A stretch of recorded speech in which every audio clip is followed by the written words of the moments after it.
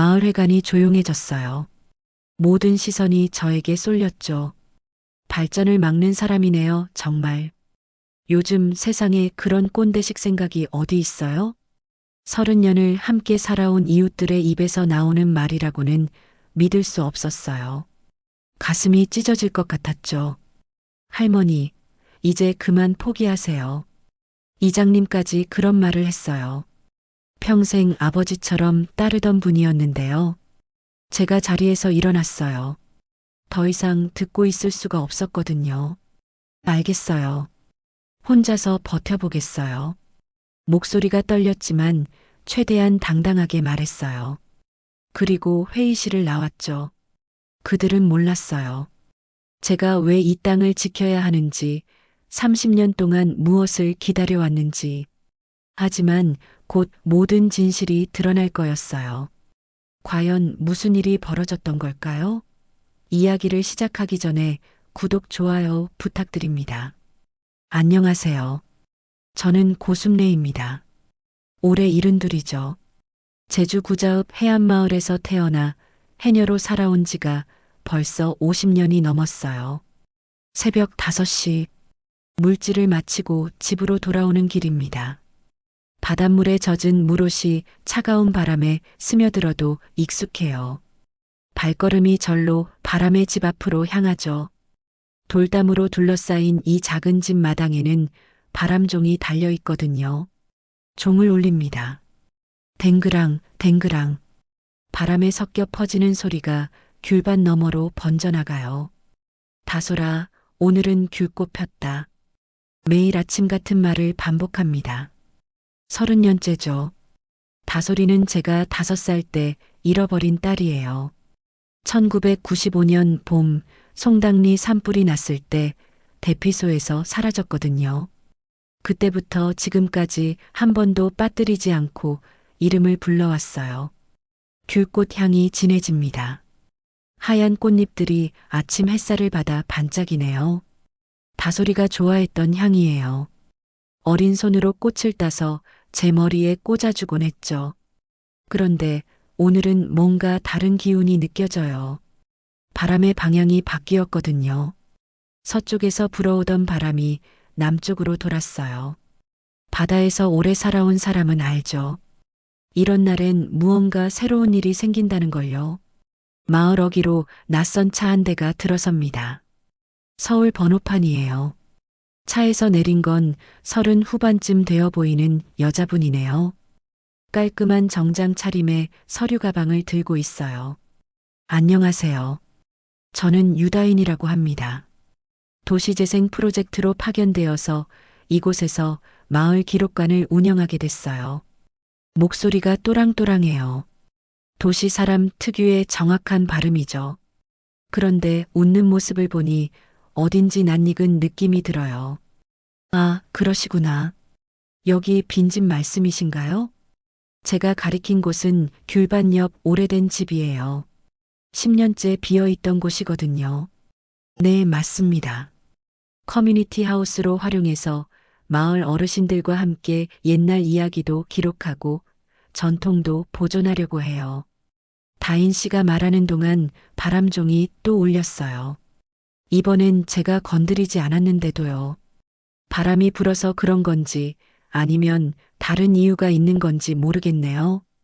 할머니, 혹시 그 종에 특별한 의미가 있나요? 다인 씨가 호기심 어린 눈으로 바라봅니다. 사람을 관찰하는 눈빛이 예사롭지 않아요. 기록을 하는 사람다운 시선이죠. 그냥 잃어버린 걸 찾을 때까지 울리는 거예요. 더 자세한 얘기는 하지 않았어요. 처음 만난 사람에게 털어놓기엔 너무 긴 이야기거든요. 그런데 이상해요. 다인 씨를 보고 있으니 가슴 한편이 따뜻해지네요. 오랫동안 잊고 있던 감정이 되살아나는 것 같아요. 다인 씨가 마을에 온 지 일주일이 지났어요. 빈집을 깨끗하게 정리하고 마을 기록관 간판까지 달았죠. 그런데 오늘 아침 마을에 큰 차 한 대가 또 들어왔어요. 배도연입니다. 해안 리조트 개발을 담당하고 있어요. 40 중반쯤 되어 보이는 남자가 정중하게 인사를 했어요. 그런데 웃는 얼굴 뒤로 뭔가 딱딱한 기운이 느껴지죠. 양복도 반듯하고 말투도 예의 바른데 왜인지 편하지가 않아요. 할머니, 귤밥 팔 생각 없으세요? 좋은 조건으로 매입하려고 하는데요. 배 대표가 들고 온 서류를 펼쳐 보여줬어요. 해안 산책로와 리조트동 신축 계획이 자세히 그려져 있었죠. 제 귤밭이 정중앙에 빨간 선으로 표시되어 있어요. 안 팔아요. 단호하게 말했어요. 이 땅은 아버지가 물려주신 거거든요. 다솔이와 함께 귤꽃 구경하던 곳이기도 하고요. 할머니, 요즘 시대에 귤농사로 뭘 하시겠어요? 이 돈이면 제주시의 좋은 아파트도 살 수 있어요. 배 대표가 금액을 적은 종이를 내밀었어요. 분명 큰 돈이었죠. 그런데 제게는 아무 의미가 없어요. 돌담은 조상 숨쉬는 등줄기예요. 팔 수 없어요. 목소리에 힘을 주어 말했어요. 이 돌담 하나하나가 할아버지부터 아버지까지 손으로 쌓아 올린 거거든요. 다솔이가 돌아올 때 알아볼 수 있는 유일한 표시이기도 하고요. 배 대표의 얼굴이 굳어졌어요. 그래도 억지로 웃음을 지으며 말했죠. 생각해 보세요. 마을 발전을 위해서라도요. 그 말을 하고 차를 타고 갔어요. 뒤에 먼지만 풀풀 날렸죠. 다음 날부터 이상한 일들이 벌어지기 시작했어요. 마을 이장님이 찾아오셨거든요. 술래야, 개발 동의서에 서명 좀 해야겠다. 이장님도 평소와 달리 어색한 표정이었어요. 손에 들고 온 서류가 두툼했죠. 이장님, 저는 안 한다고 했잖아요. 그런데 말이야. 다른 집들은 다 서명했어. 술래 집만 빼고 말이지. 이상했어요. 마을 사람들이 그렇게 쉽게 동의했을 리가 없거든요. 특히 김할아버지는 저보다도 완고하신 분인데요. 그때 다인 씨가 기록관에서 나왔어요. 이장님과 제가 서류를 놓고 이야기하는 모습을 보더니 다가왔죠. 무슨 일이신가요? 아, 개발 관련 동의서 서명 받으러 왔어요. 이장님이 대답했어요. 다인 씨가 서류를 들여다보더니 고개를 갸우뚱했어요. 혹시 이 서류들 제가 좀 살펴봐도 될까요? 기록 작업에 참고가 될 것 같아서요. 그럼요. 뭐 특별한 거 아니니까요. 이장님이 서류를 건네주었어요. 다인 씨가 한 장 한 장 넘겨보는 동안 표정이 점점 이상해졌어요. 이장님, 이 동의서들 서명이 좀 이상한데요. 뭐가 이상해요? 필체가 너무 일정해요. 마치 같은 사람이 여러 번 쓴 것 같아요. 다인 씨가 서류를 펼쳐놓고 가리켰어요. 정말 그랬어요. 김할아버지 서명이랑 최할머니 서명이 거의 똑같은 모양이었죠. 이장님 얼굴이 하얗게 변했어요. 그럴 리가요. 제가 직접 받았는데요. 혹시 복사해서 붙인 건 아닌가요? 여기 보세요. 종이 색깔도 미묘하게 다르고 잉크 번짐도 똑같은 패턴이에요. 다인 씨는 도시에서 온 사람답게 세심한 부분까지 다 봤어요. 저는 몰랐던 것들이죠. 아, 아니에요. 그냥 우연히 비슷한 거겠죠. 이장님이 서둘러 서류를 가져가려고 했어요. 그런데 다인 씨가 먼저 핸드폰으로 사진을 찍었죠. 죄송해요. 기록 차원에서요. 이장님이 서류를 챙기고 급하게 가버렸어요. 뭔가 들킨 사람 같은 모습이었죠. 다인 씨와 저만 남았어요. 바람이 불어와 귤나무 잎사귀들이 바스락거렸죠. 할머니, 이상해요. 분명히 뭔가 조작된 것 같아요. 그러게요. 김할아버지가 그렇게 쉽게 서명했을 리가 없는데요. 마음이 불안해지기 시작했어요. 이 작은 마을에서 이런 일이 벌어질 줄 몰랐거든요. 배 대표가 왜 그렇게 제 땅을 가져가려고 하는지도 궁금했고요. 할머니, 혹시 과거에 이 땅과 관련해서 특별한 일이 있었나요? 다인 씨가 조심스럽게 물어봤어요. 기록을 정리하는 사람다운 질문이었죠. 글쎄요. 딱히 특별한 건 없었는데요. 그런데 생각해 보니 이상했어요. 30년 전 다솔이가 사라진 것도 이 근처였거든요. 그때 임시 대피소가 바로 이 귤밭 옆에 있었어요. 바람종이 또 울렸어요. 오늘따라 자주 우네요. 뭔가 불길한 예감이 들었어요. 이건 단순한 토지 매입 문제가 아닌 것 같았거든요. 다인 씨도 같은 생각인지 심각한 표정으로 바람종을 바라보고 있었어요. 다인 씨가 마을 소리를 채집하기 시작한 지 사흘째였어요. 오래된 카메라와 녹음기를 들고 다니며 할머니들의 옛날 이야기를 담고 있었죠. 오늘도 아침 일찍 제 집 마당으로 찾아왔어요. 할머니, 혹시 해녀 노래 같은 거 아세요? 바다에서 부르는 노래 말이에요. 해녀 노래는 따로 없어요. 그냥 무러벅 두드리면서 흥얼거리는 거죠. 제가 우물가에서 무러벅을 가져왔어요.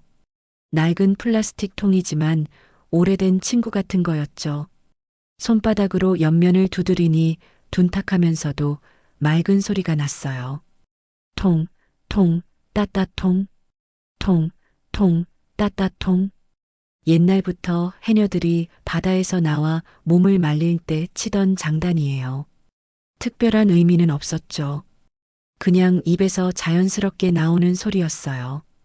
다인 씨가 녹음기를 들이대며 집중해서 들었어요.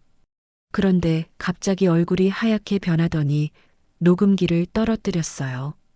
괜찮으세요? 아, 네. 괜찮아요. 잠깐 어지러워서요. 다인 씨가 손을 이마에 대고 있었어요. 그런데 이상하게 눈물이 맺혀 있었죠. 왜 우세요? 모르겠어요. 갑자기 이상한 기분이 들어서요. 정말 모르겠다는 표정이었어요.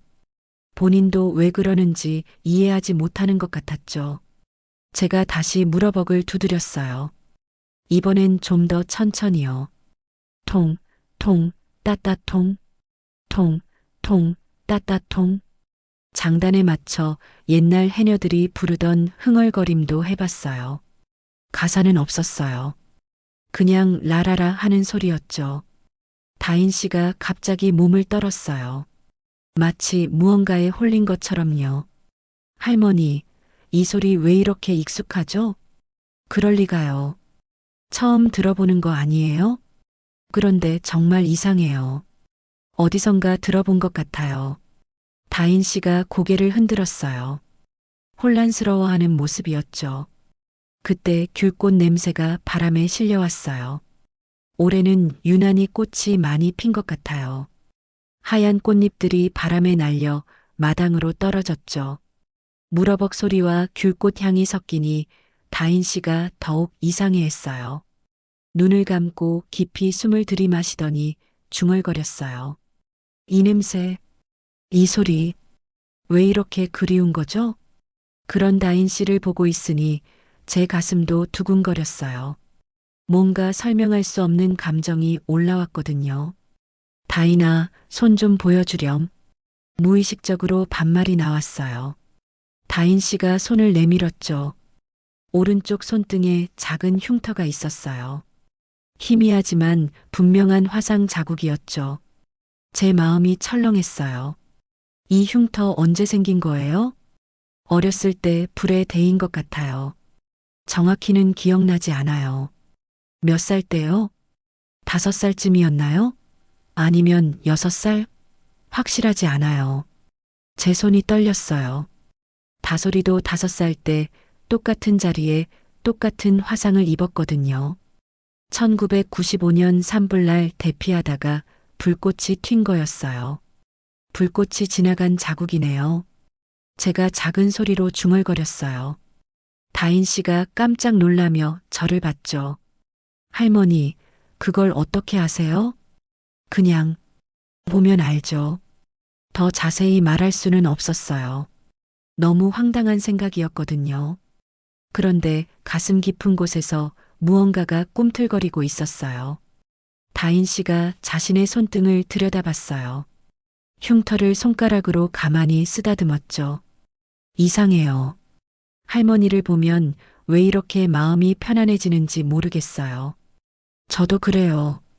처음 봤는데 낯설지가 않아요.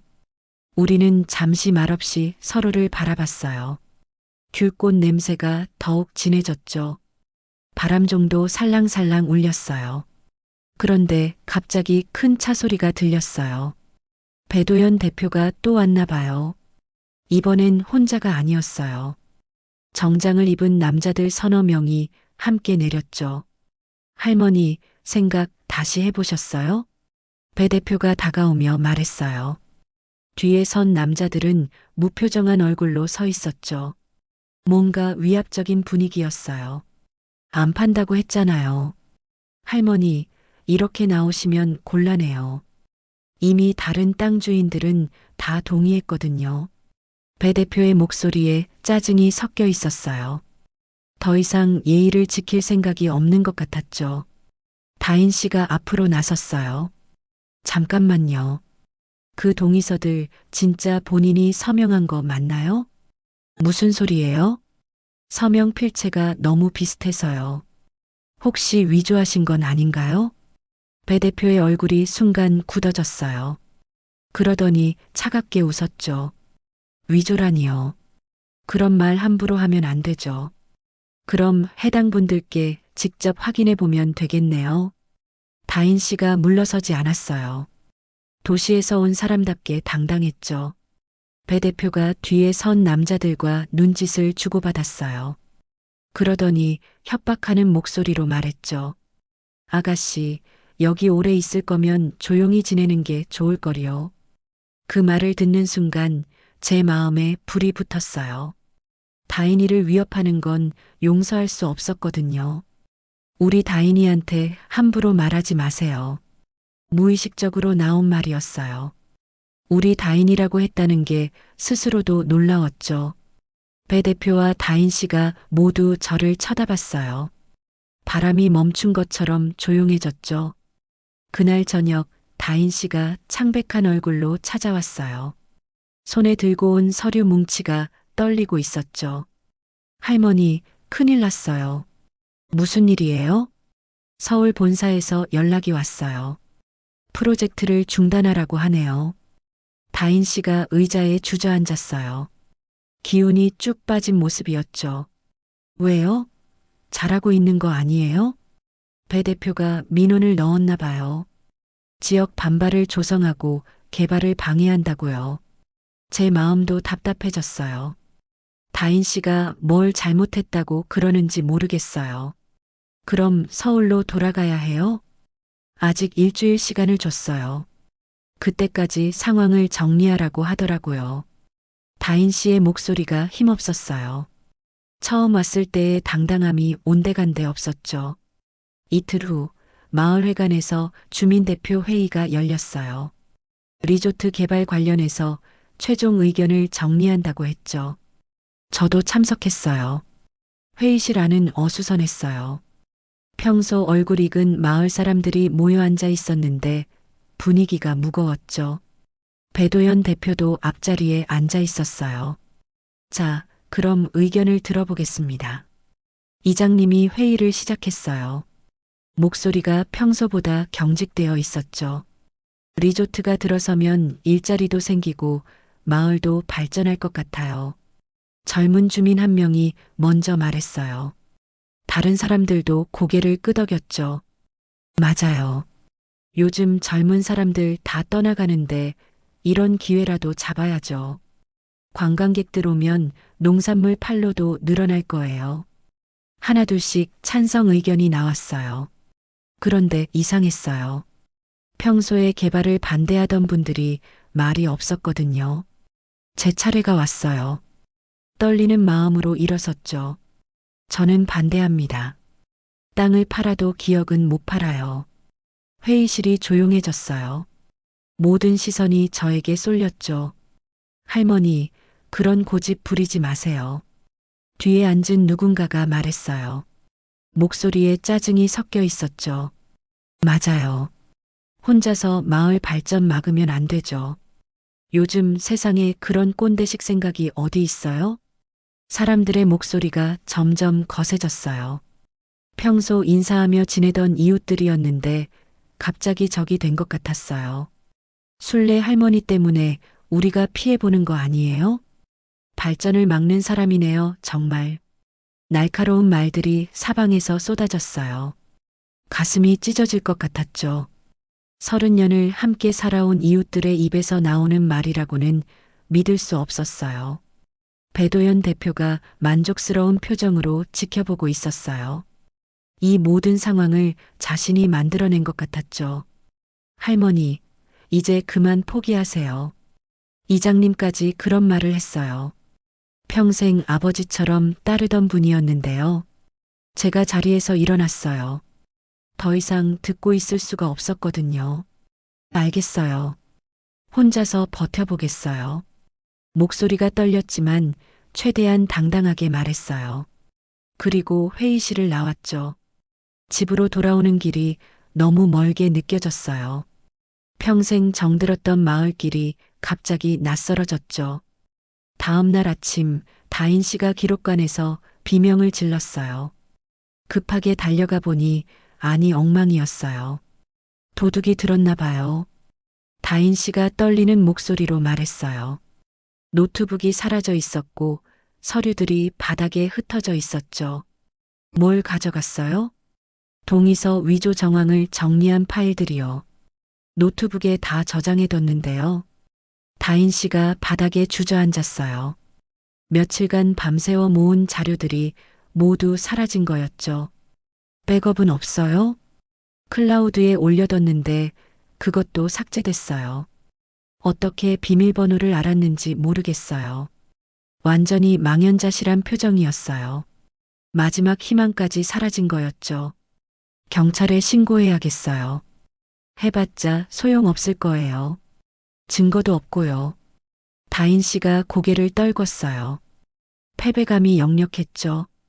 그날 저녁 혼자 바람종 앞에 앉아 있었어요. 마을이 조용했어요. 평소 같으면 이웃집에서 들려오던 웃음소리도 없었죠. 다솔아, 엄마가 지켜야 할 게 너뿐만이 아니구나. 바람종을 조용히 울렸어요. 종소리가 허공으로 사라져갔죠. 다인 씨도 결국 서울로 돌아가야 할 것 같았어요. 기록관 문에는 벌써 자물쇠가 채워져 있었죠. 며칠 사이에 모든 게 변해버렸어요. 그런데 이상했어요. 다인 씨를 잃는다는 생각에 다솔이를 잃었을 때만큼 마음이 아팠거든요. 처음 느끼는 감정이었죠. 기록이 부서지니까 기억도 흔들리는 것 같았어요. 내가 누구인지, 여기서 뭘 하고 있는지 모르겠어요.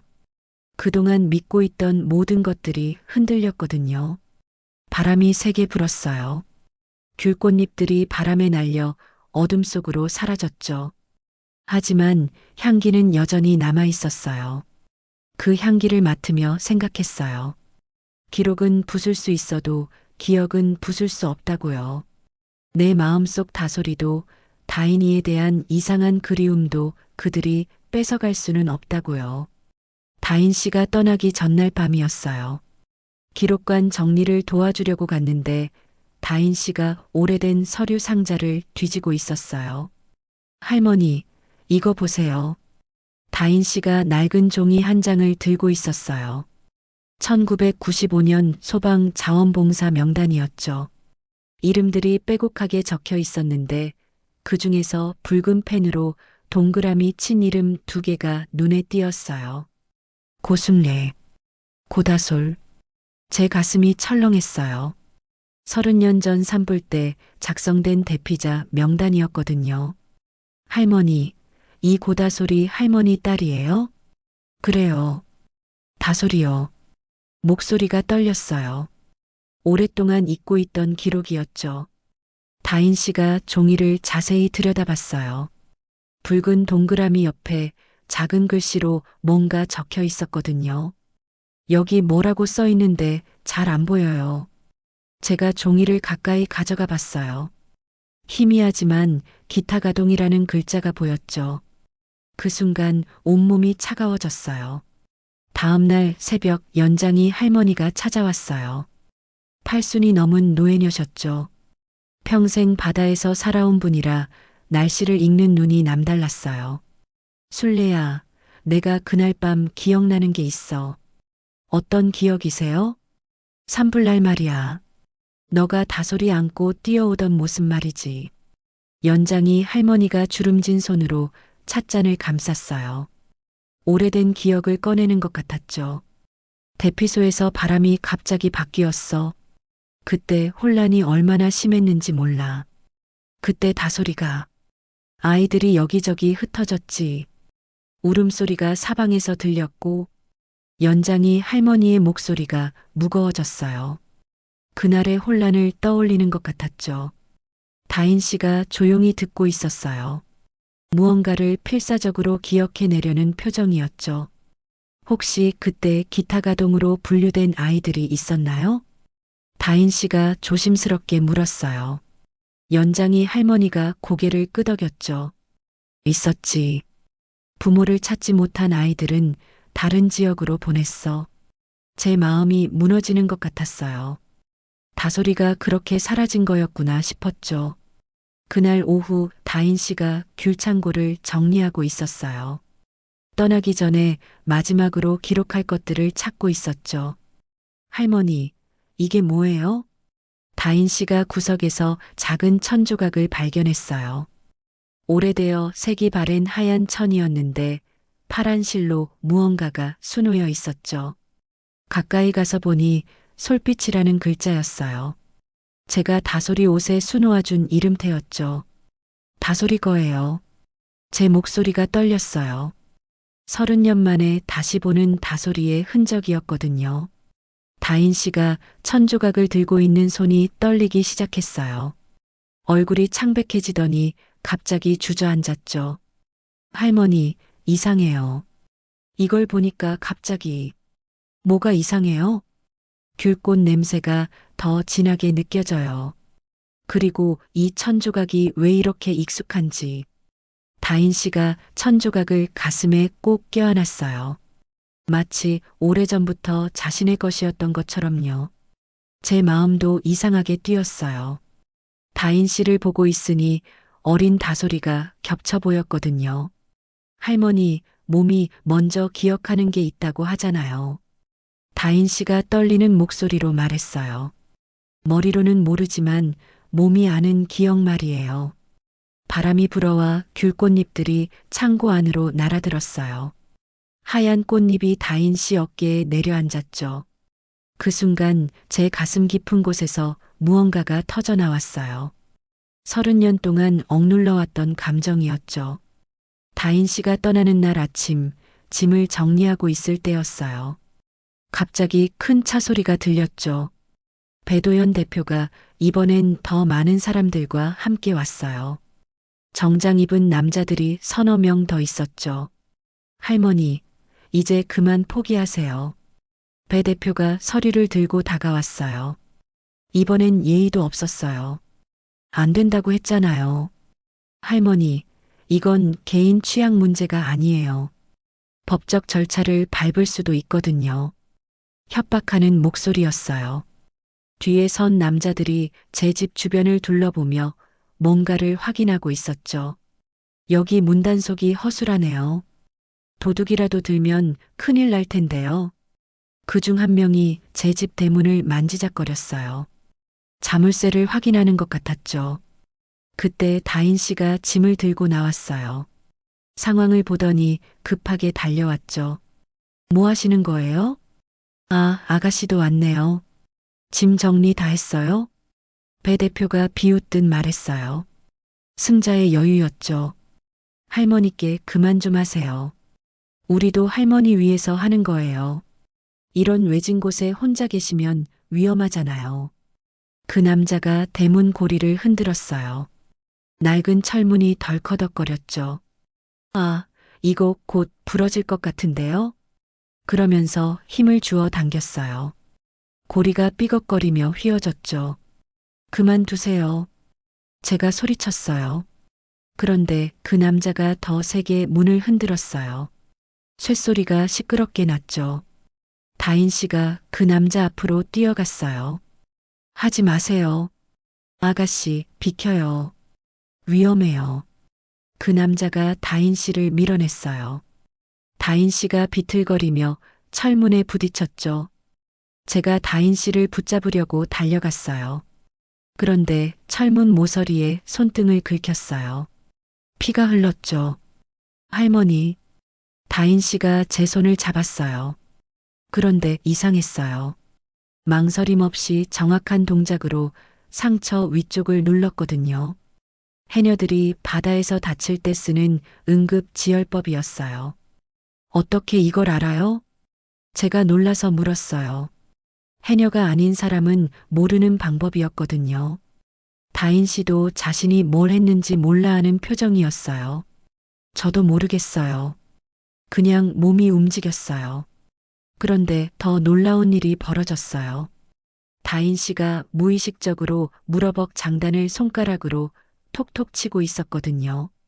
통, 통, 따따통, 통, 통, 따따통. 정확한 리듬이었어요. 해녀들만 아는 그 장단이었죠. 너, 무러벅 장단을 왜 알아? 제 목소리가 떨렸어요. 다인 씨도 자신이 뭘 하고 있는지 깨달았는지 손가락을 멈췄어요. 저도 모르겠어요. 그런데 한번 시작된 리듬은 멈출 수가 없었어요. 다인 씨가 다시 장단을 치기 시작했거든요.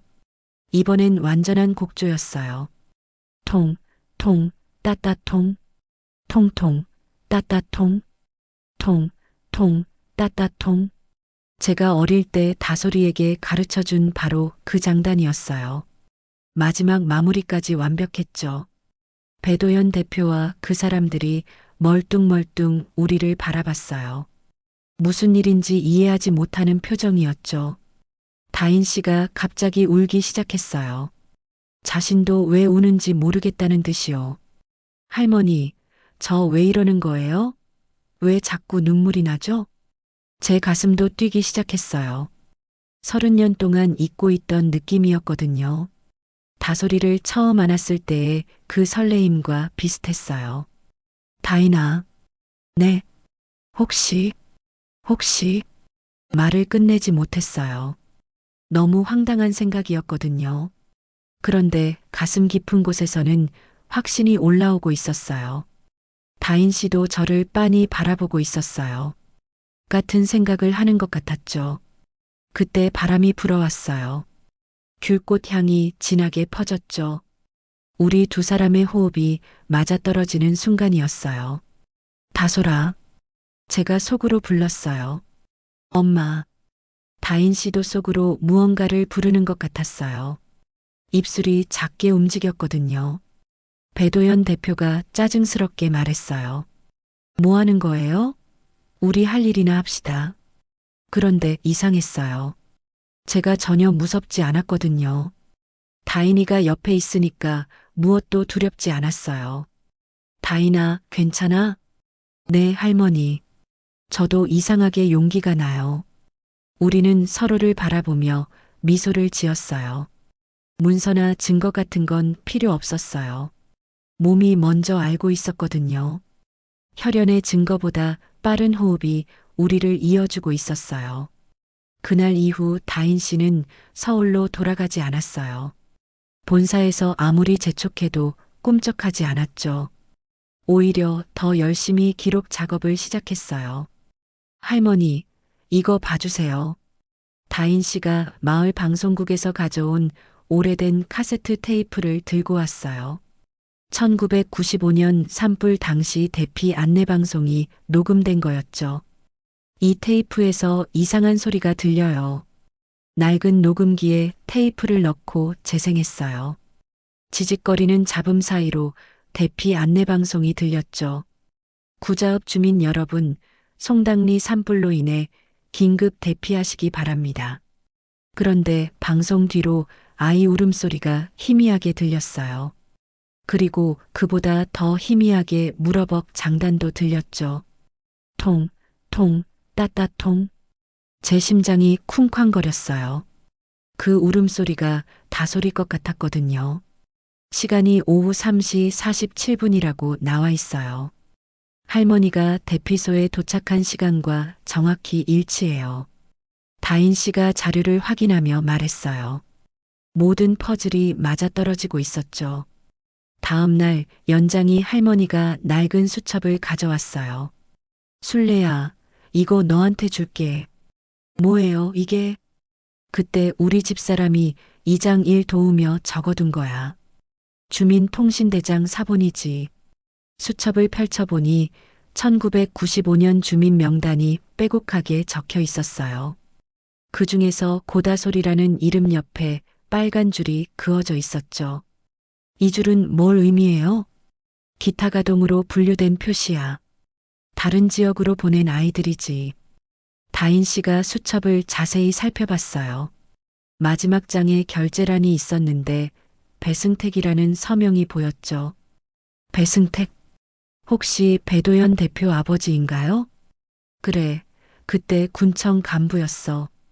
연장이 할머니가 고개를 끄덕였어요. 모든 연결고리가 드러나고 있었죠. 다인 씨가 서울의 변호사와 기록 연구자에게 연락했어요. 며칠 후 제주로 내려온 전문가들이 자료를 검토했죠. 이건 명백한 행정 절차 위반입니다. 변호사가 단호하게 말했어요. 기타 가동 절차를 거치려면 최소 72시간의 대기 기간이 필요한데 이 기록으로는 당일 처리된 것으로 보입니다. 입양 브로커와의 결탁 정황도 보여요. 기록 연구자가 덧붙였어요. 당시 이런 혼란을 이용해서 아동을 불법으로 이동시킨 사례들이 있었거든요. 다인 씨와 저는 행정정보 공개 청구를 했어요. 동시에 언론에도 제보했죠. 며칠 뒤 기자들이 마을로 몰려왔어요. 배도연 대표는 처음엔 강하게 부인했어요. 말도 안 되는 소리입니다. 제 아버지를 모독하는 거예요. 그런데 군청 퇴직자의 개인 일지까지 나오면서 상황이 바뀌었어요. 그 일지에는 당시 혼란 상황과 함께 배승택 씨의 지시 내용이 상세히 적혀 있었거든요. 기타 가동 건은 신속 처리하라고 지시받았다. 입양기관 관계자와 사전 협의가 있었던 것 같다. 결정적인 증거들이었죠. 공개 청문회가 열렸어요. 마을 회관이 기자들과 주민들로 가득 찼죠. 배도연 대표도 참석했어요. 지역 발전을 위한 정당한 사업입니다. 배 대표가 여전히 강변했어요. 과거 일을 들춰서 현재 발전을 막으려는 겁니까? 그런데 변호사가 증거 자료를 하나씩 제시하면서 그의 주장이 무너졌어요. 이 서명은 당신 아버지 것이 맞습니까? 이 결제일자와 기타 가동 이동일자가 일치하는 건 우연입니까? 입양기관과의 금전거래 내역은 어떻게 설명하시겠습니까? 배도연 대표의 얼굴이 점점 창백해졌어요. 더 이상 변명할 수가 없었죠. 저는 몰랐습니다. 아버지가 하신 일이니까. 몰랐다면 왜 개발 계획을 추진하면서 이 기록들을 없애려고 했습니까? 동의서 위조는 어떻게 설명하시겠습니까? 질문이 쏟아질 때마다 배 대표는 더 작아졌어요. 마침내 고개를 숙였죠. 죄송합니다. 작은 목소리였지만 온 회관에 울려 퍼졌어요. 며칠 후 제주도청에서 공식 발표가 있었어요. 리조트 개발 인허가가 직권으로 취소됐다는 내용이었죠. 동의서 위조와 행정 절차 위반이 확인됐다는 이유였어요. 마을이 다시 평온해졌어요. 그동안 개발 찬성으로 돌아섰던 이웃들도 하나둘 사과하러 왔어요. 술래야, 미안해. 우리가 너무 성급했어. 이장님도 고개를 숙였어요. 아니에요. 다 이해해요. 정말 그랬어요. 모든 게 배도연 대표의 조작 때문이었으니까요. 다인 씨는 여전히 마을에 남아 있었어요. 이제는 정식으로 기록관을 운영하게 됐죠. 서울 본사에서도 프로젝트 연장을 승인했어요. 할머니, 이제 정말 새로운 시작인 것 같아요. 저도 그런 기분이었어요. 30년 만에 다솔이를 찾았으니까요. 비록 다른 이름으로 살아왔지만 제 곁으로 돌아온 거였죠. 바람종이 울렸어요. 이번엔 제가 일부러 친 게 아니었어요. 바람이 불어서 저절로 울린 거였죠. 마치 기뻐하는 것 같은 소리였어요. 한 해가 지났어요. 제 귤밭은 공동체 보전구역으로 지정됐죠. 마을에서 가장 소중히 지켜야 할 곳이 됐어요. 제 집도 이제 바람의 집 기록 돌봄센터라는 새 간판을 달았어요. 다인이, 아니, 다솔이는 법적으로 이름을 되찾았어요. 호적의 고다솔이라고 다시 올랐죠. 그런데 직장에서는 여전히 유다인으로 활동해요. 잃어버린 이름과 얻은 이름을 모두 살리고 싶어요. 다솔이가 웃으며 말했어요. 39년의 삶도 소중하다는 뜻이었죠. 요즘 우리는 실종 가족 받아치유 캠프를 운영해요. 전국에서 가족을 잃은 분들이 찾아오시죠. 해녀 호흡법도 가르치고 물어벅 장단도 함께 배워요.